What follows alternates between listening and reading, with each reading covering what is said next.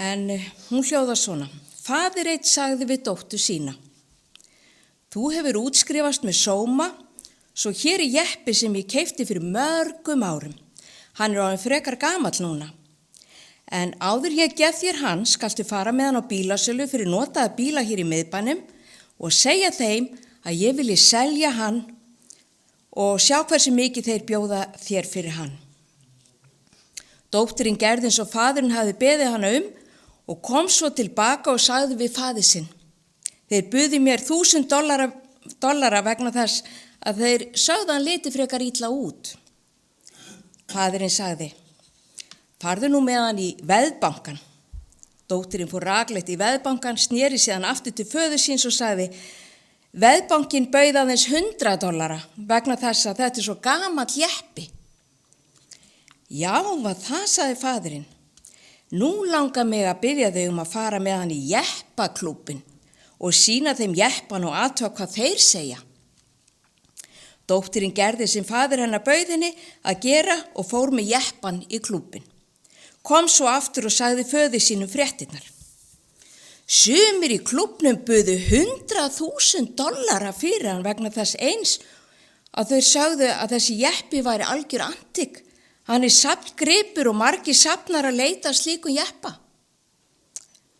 Já, sögðu þeir, þetta, sagði faðirinn. Nú vil ég að þú munir eitt. Dóttir góð, sagði faðirinn. Rétti staðurinn metu þig á réttan hátt. Ef þú ert ekki metin að verðleikum, ekki vera reið. Það þýðir aðeins að þú ert á röngum stað. Þeir sem þekkja gildi þitt eru þeir sem kunna meta þig. Vertu aldrei á þeim stað þar sem enginn sér gildi þitt.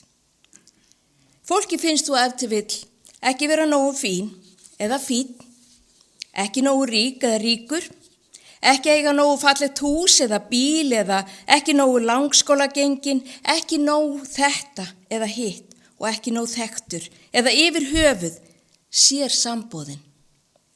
En ég vil að þú áheyrendur góði munir það að Guð lítur ekki á það sem mennirnir líta á. Mennirnir líta á útlitið, en Drottinn lítur á hjartað. Ekki dvelja á röngum stað þar sem enginn metur verðleika þína. Ég hvet þig til að dvelja í nærveru Drottins því hann einn mat þig það mikils að hann dó á krossi fyrir þig því hann elskar þig eins og þú ert, en þráir að pússa þig til svo þú megi vera ein eða einn af þeim sem deila þeim boðskap til annara að þú ert sköpun Guðs og því mjög verðmæt eða verðmætur í hans augum. Þetta var sagan sem ég langaði að deila með ykkur í dag og gleymum því aldrei einmitt að við erum mjög verðmæt eign Guðs.